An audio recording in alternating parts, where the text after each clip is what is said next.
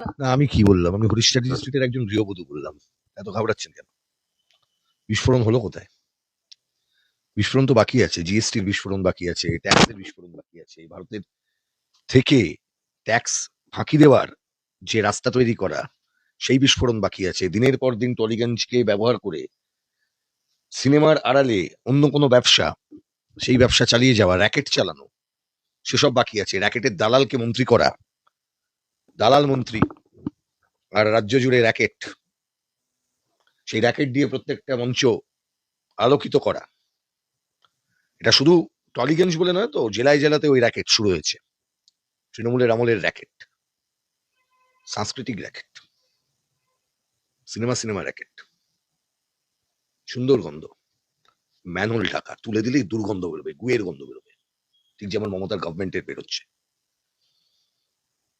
পচে যাওয়া, একটা মাথা থেকে পা পর্যন্ত দুর্গন্ধ হওয়া, একেবারে যাকে বলা হয় গ্যাংগ্রিন হয়ে যাওয়া। একটা গভর্নমেন্ট হচ্ছে মমতার গভর্নমেন্ট। এই গ্যাংগ্রিন হয়ে যাওয়া রুগীকে কি করতে হয়? এটা ইনএভিটেবল কনসিকুয়েন্স আছে, সেই কনসিকুয়েন্সের দিকে ঠেলে দিতে হয়। শতদ্রুর কথা বলছেন, আমি আপনাকে একটু মনে করিয়ে দিই, 2021 সালে কসবা ভ্যাকসিন কাণ্ডে দেবাঞ্জন দেব বলে একটি ছেলে ধরা পড়েছিল। আপনারা একটু খোঁজ নিন। সেই মামলাটিতে 3 বছরের বেশি সময় দেবাঞ্জন দেব জেলে ছিলেন। কিন্তু যাদের জন্য দেবাঞ্জন দেব এই কাজ করেছিলেন বলে অভিযোগ, সেই লোকগুলি কিন্তু এখনো মাতব্বরি করে বেড়াচ্ছেন।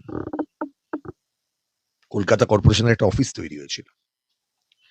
এই যে এত বড় হোয়াইট কলার ক্রাইম যে ক্রিমিনালিটি বসে করছে, এই ক্রিমিনালকে যতক্ষণ পর্যন্ত জেলে ভরা যাবে ততক্ষণ পর্যন্ত এগুলো হতে থাকবে। এই গভর্নমেন্ট যদি বলে, এবং কাল থেকে এটা শুরু হয়েছে, গভর্নমেন্ট বলছে না এটা সরকারের দায় নেই। কার দায়?